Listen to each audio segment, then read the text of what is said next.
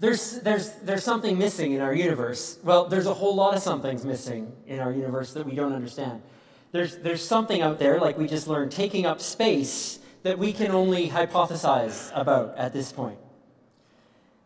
And scientists call it dark matter, dark energy, that mysterious force and stuff acting on the universe. Any object you care to mention, from your dog to your cell phone to the chair that's holding you up, owes 99% of its mass to the intense energy that it takes to keep it in one piece.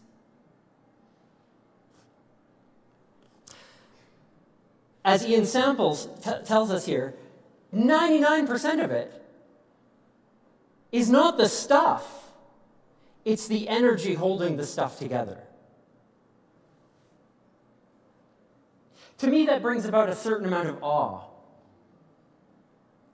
Our world, we ourselves, are only possible because of the incredible amount of energy it takes to hold all of our stuff together.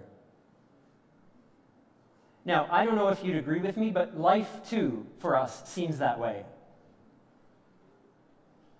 It takes a whole lot of energy to hold all our stuff together. I was going to use a different word there. Life, too often, feels that way, and that's incredible wisdom. The sense of mystery and wonder is central to religious and spiritual experience.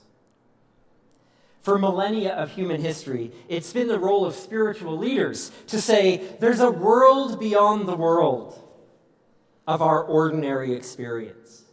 Look below the surface. Look deeper.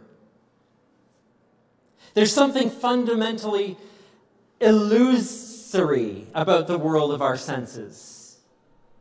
Test them. Learn to trust them. Check them out with others. This has been the spiritual experience. And it's exciting now that we live in a time when it's also the role of scientists to tell us that. The weight, the sight, the smell, the sound, the entire world we inhabit is not all there is. In fact, it's but a sliver of what is actually going on. How exciting to live in a time when we can quantify what others in the world, mainly in the East, have known intuitively for millennia, that it's energy and the forces that act upon all the stuff that is where it's at.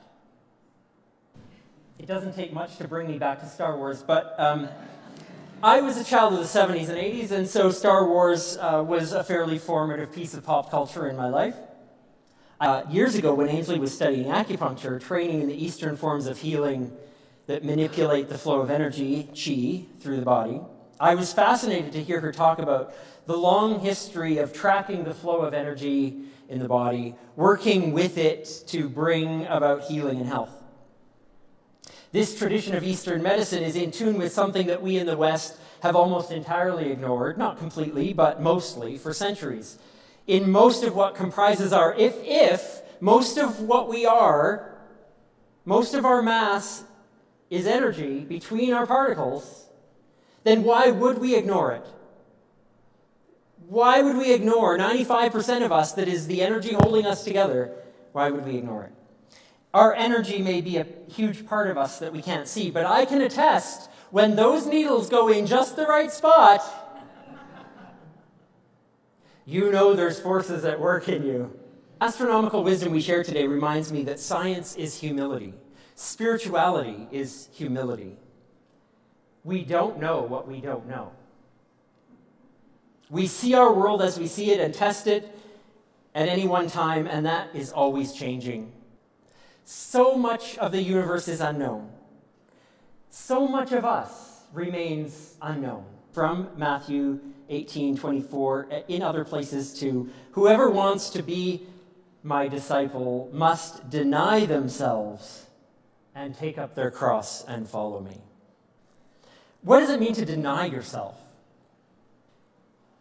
I'll compare this briefly to the Buddhist idea of Anatta. The belief that we are the same one moment to the next or from one year to the next is a delusion. that we are ourselves from birth to death, that's an illusion. We form ourselves over time. Anatta doesn't mean that there's no you. It just means that you are constantly changing, constantly evolving, shape-shifting, as you will. There's tremendous liberation, isn't there, in not identifying ourselves with a set idea of who we are? So in the spiritual world of our tradition, then, deny yourself and follow takes on a more expansive and embracing meaning then. We wish to live in ways that create the world as it could be. That's why we're all here. We see hope and a better tomorrow. So in doing that, we might deny that we are fixed, deny that we are just one story. So let's not deny ourselves.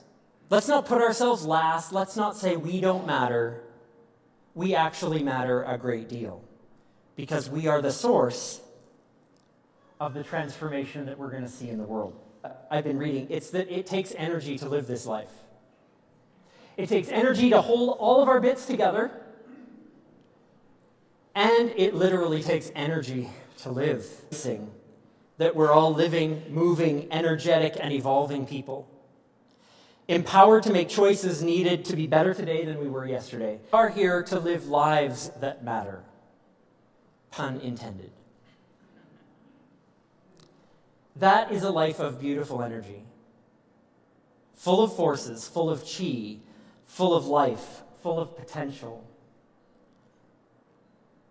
So may we continue to alter our perceptions and live in that life that matters.